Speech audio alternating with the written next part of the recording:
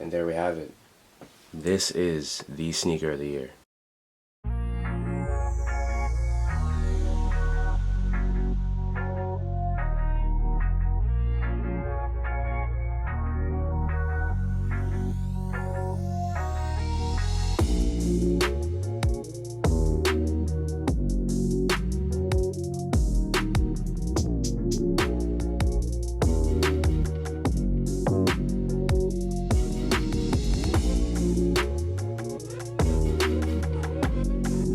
This is the sneaker of 2022. It's just gonna go down in history as a genius design. I remember deciding on my top 10 sneakers, right, of all time.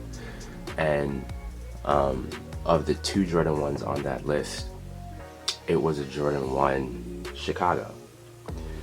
But it was from 1985. A couple reasons for it, but the biggest reason was that it had that 1985 fit that everyone who understands why you need to get the older Jordan 1s. They were just built different. The like design, the fit was just so much more inspiring than a lot of these fat Jordan 1s. You would see the top of the shoe, you would see like that padded collar with that cracked black leather right there, right? Particularly because it was so old. There are other vintage finishes that are applied to the entirety of the shoe, really. So there's a yellowed finish that's applied to this midsole. This midsole, it's really difficult to see in this lighting, right? Because you're just looking at the contrast and you're assuming that it's white, but it actually has a more cream or egg white. You can see the bottom there. It almost seems like the red of the bottoms are fading away. The box itself is vintage. If you haven't, noticed carefully, you can kind of see faded orange all across the box.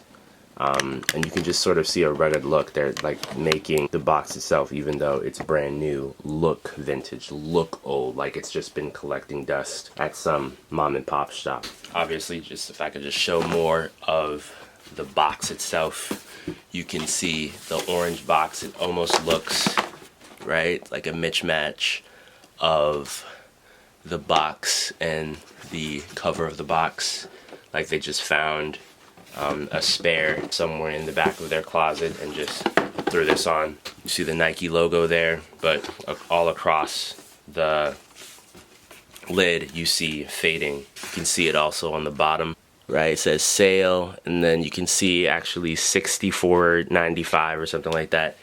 Jordans used to be cheap.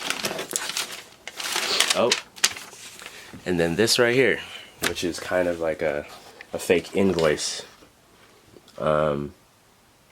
Right there, Air Jordan basketball shoes, paid cash final sale. I guess paid for $64.99. Yep, very cool. It's oozing nostalgia, right? Like, and this is the stuff that I generally joke about. Right? Every single time there's a iconic Jordan 1 retro release, and it's just bananas. But I really feel like Nike leaned into the corniness of vintage wear. They went all 100%, and I just love that, right? You see even here the newspaper, right? Even the wrapping for the shoe shows, just nostalgic moments of when this iconic silhouette first came out, right? The Nike Air Jordan has landed, take flight. You see Air Jordan Super Sale, regular $65, $29.99, first quality leather. Yeah. But anyway, hurry, get them while they last. I mean, gosh, so iconic, right? And you see announcing the new Nike Air Jordan leather basketball shoe. It'll help you get off the floor like you never have before. What? It's just hilarious because this shoe is not A hoop shoe. You wouldn't hoop in these. In fact, I feel like the only Jordan I could really see myself hooping in is a Jordan 13. You could really get hops on the Jordan 13. All the other silhouettes could really, really break your ankles.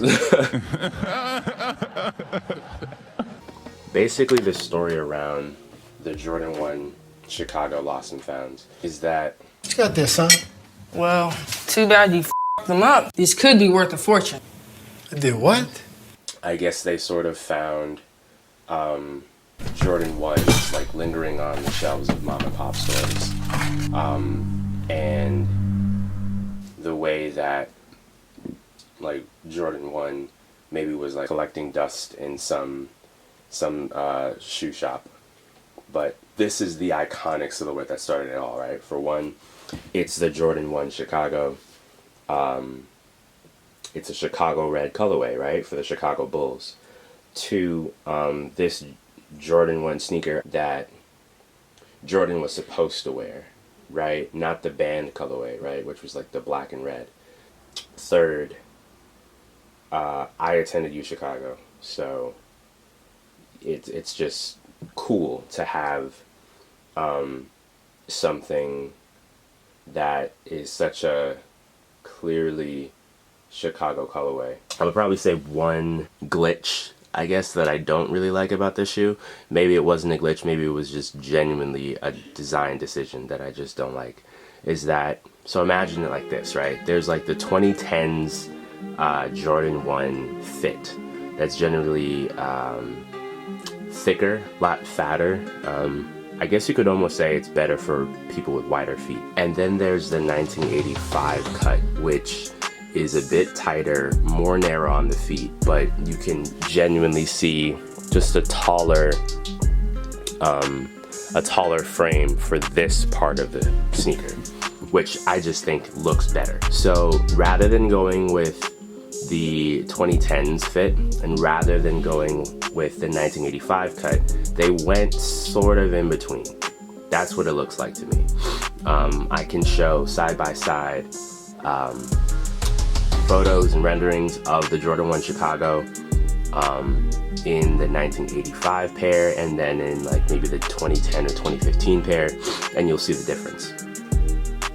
But I would say that this shoe really is striking, right? Aside from that high cut shape that isn't exactly the 1985 releases high cut shape, I still find this shoe to be fantastic. You get a fit that is closer to the 1985 fit